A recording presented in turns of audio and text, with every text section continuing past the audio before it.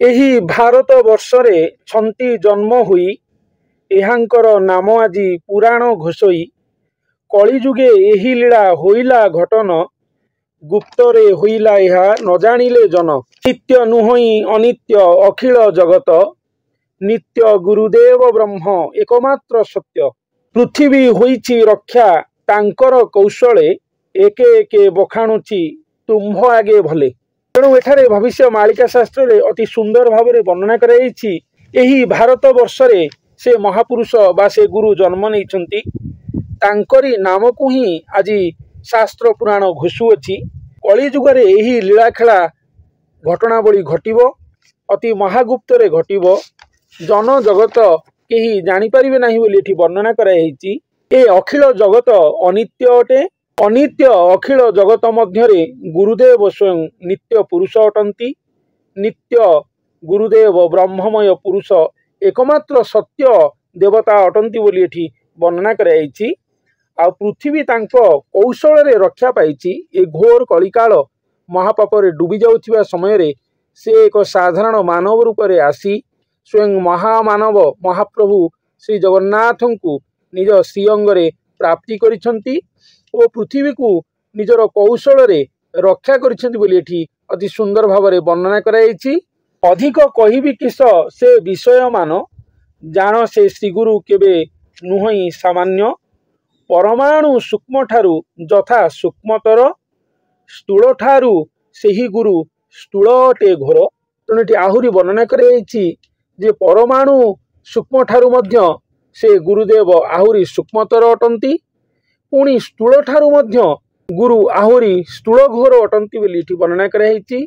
श्री गुरु स्वयं से महाविष्णुंकर अंश प्रत्यक्ष रे नारायण अटंती विशेष महाविराट गुरु सेही जे अटई बेलु बेल भौम्य कलेबर वृद्धि होई पूर्ण ब्रह्म जेउ तेज बहंती संसारे सेही तेज विराजई गुरुंक देहरे वर्णना कराई।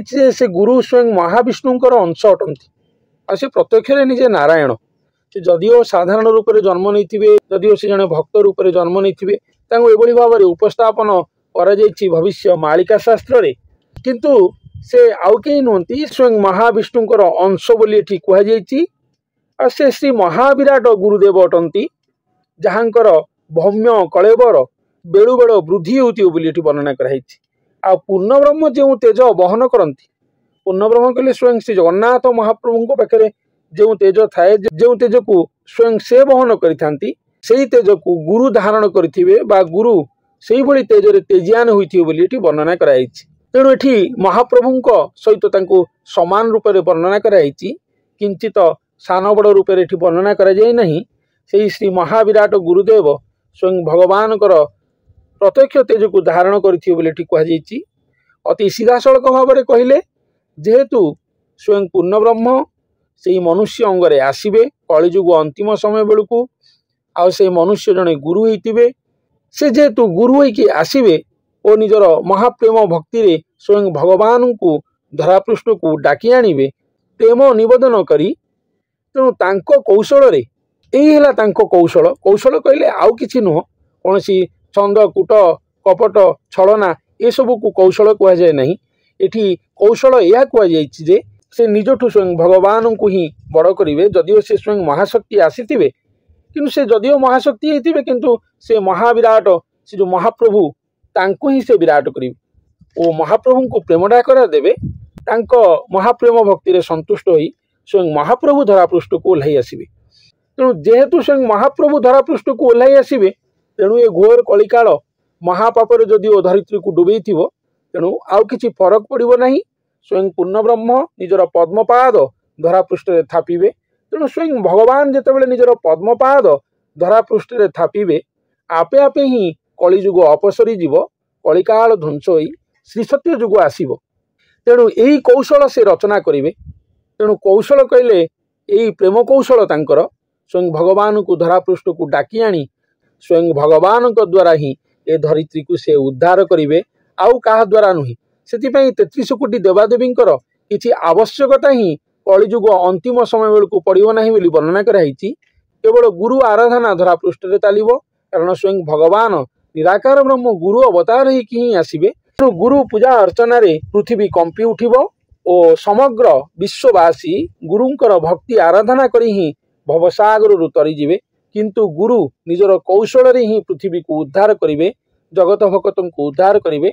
से कौशल होउची से स्वयं भगवान को धरा पृष्ठ रे आनी मानव अवतार कराइबे, निराकार रु साकार कराइबे और मनुष्य अवतार कराइबे। जो अजन्मा ठाकुर केबे धरा पृष्ठ रे जन्म नहीं नथिले, रामकृष्ण आदि प्रभु माने जहांकर परिचार अटंती, से महाप्रभु श्री पुरुषोत्तम श्री श्री श्री श्री जगन्नाथ को आणिबे धरा पृष्ठ को से गुरु महाराजा।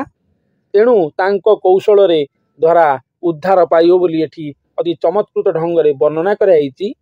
और से गुरु को सूक्ष्म ठू सूक्ष्म कुआ जाइछि, परमाणु ठारू मध्य से सूक्ष्म रु सूक्ष्मतर अटंती, पुणी से स्थूल रु स्थूलतर घोर अटंती। तांकु एठी महाविष्णुंकर अंश बोली कुहाइछि और से प्रत्यक्ष स्वयं नारायण बोली तांकु वर्णना कराइछि। आउ तांकर भौम्य कलेबर धीरे धीरे धरा पृष्ठ रे वृद्धि लाभ करिवो। पूर्ण ब्रह्म जो तेज बहन करती से तेजरे तेजियान होई से धरा पृष्ठ रे विचरण करिवे बा विहार करिवे बा भक्त मानकु धरि लीलाखेला करिवे बोली एठारे वर्णना कराइछि। समस्तंक बरदाता भूतले बोलाई निर्भय रही अछंती जोनि जन्मा हुई। से समस्तंकर बरदाता हेबे, जेते भक्त साधु संत सुजन समस्तंकु से बरदाता अटंती। से ही वरदान करिवे जहा फल समस्त भवसागर रु पारी हेबे, भवसागर रु मुक्ति मोक्ष लाभ करिवे। आम जीवन जो सर्वश्रेष्ठ प्राप्ति अष्ट प्राप्ति जहाँ को कह जाइछि, धर्म अर्थ काम मोक्ष और धन धान्य गोपलक्ष्मी, ये जो अष्ट प्राप्ति रही, यही अष्ट प्राप्ति गुरुदेवंकर महाकृपार ही भक्त समाज समग्र साधु सन्थ माने लाभ करिपारिबे। तेणु सेथिपाई तांकु एठी वर्णना करा जाइछि जे समस्तंक बरदाता भूतले बोलाई। से समस्तंकर बरदाता एथिपाई अटंती और से निर्भय धरा पृष्ठ रे अछंती। समस्त को से वरदान ही करिवे, कारण स्वयं भगवान तांको अंगरे निवास करुथिबे बा बसवास करुथिबे। तेणु से समस्त को वर देवा को समर्थ हेबे और तांको कौशल रे ही पृथ्वी रहिबो, समग्र जगत भगत उद्धार हेबो। या ही एठारे वर्णना करा जाइछि। पुणी आहुरी वर्णना करा जाइछि जे गुरुंकर तेज अनले असुर मरिबे, जली पोड़ी क्षणकरे भस्म होई जिवे। तेणु तांकर तेज अनल जो रहिछि, कारण महाप्रभुंकर तेज तांको पाखरे प्रस्फुटित हेबो बा विकसित हेबो। तेणु तांको तेजरे ही से जो जो भौम्य कलेबर तांकर वृद्धि चलिबो, तांको तेजरे ही एठी म्लेच्छ माने आपे आपे संहार होई जिवे, सेमाने एठारे रहि परिबे नाही बोली एठी वर्णना कराइछि। तेणु स्वयं भगवान धरा पृष्ठ को आसीबे और स्वयं भगवान कर आसीबा पूर्व जड़े गुरु धरा पृष्ठ रे आसी मानव रूप रे जन्म नेबे, जहांकर महाभाग्य चक्र रे भाग्यधर बा स्वयं सृष्टिकर्ता निजर सृष्टि गर्भ को अवतरण करिवे और अवतरण करी सुंदर मानव कलेबर धारण करिवे। मानव समाज मध्य रे महागुप्त रे प्रथमे रहिथिबे, तापरे जगत भक्तों को दर्शन दे मन मोहिबे। सारा विश्व भगवानकर मानव कलेबर को दर्शन करी मंत्रमुग्ध हेबे। ए कलिकाल हटिଯିव आपे आपे ही गोटे क्षण करे और आसीब श्री सत्य जुग, जहीं रे गुरु स्वयं भगवान रूप रे पूजा पाइबे और स्वयं भगवान पालटि जिवे तांकर परिचार और समग्र विश्ववासी तांको पाद तलर चाकर होई खटिबे। एठारे महाराजांकर छत्र छाया तले बा बाहु छाया तले बा श्री अभय पाद पद्म तले रहिबो ए धरित्री। ए धरित्रीवासी स्वयं भगवान आसी ए महाभियान ही करिवे कलिजुग अंतिम समय बेलू। ताहा वेदशास्त्र संपूर्ण ऊर्ध्वतम कथा ही अटे। आम ओडिशार महात्मागण बा पंचसखा आदि महापुरुष माने एई दिव्य अमृत भविष्यवाणी को ही लिखि जाइछंती। जड़े महामनीषी आसीबे, तांको सहित आसीबे श्री महाप्रभु। आरंभ हेबो महाकल्की लीलाखेला, उद्धार हेबे जगत ओ भगत, संहार हेबे दुष्ट म्लेच्छ आदि शत्रुगण, समूले निपात हेबे पृथ्वी पृष्ठरू। पृथ्वी पुणी हसी उठिबो, श्री सत्य जुग आसीबो, मानव समाज पुणी थरे विभुमय हेबो, प्रभुमय हेबो, नाचि उठिबो धरा सरा शशागरा। एई भली एक अमृतमय जुग आसुअछि, जहा भविष्य मालिकारे संकेतरे ही दिया जाइछि। तेबे आजि पई एतिकी। मु मोर आगामी अध्याय रे आउ किछि नूतन मालिका अमृत सहित आपण मानक पाखरे उपस्थित हेबी। धन्यवाद।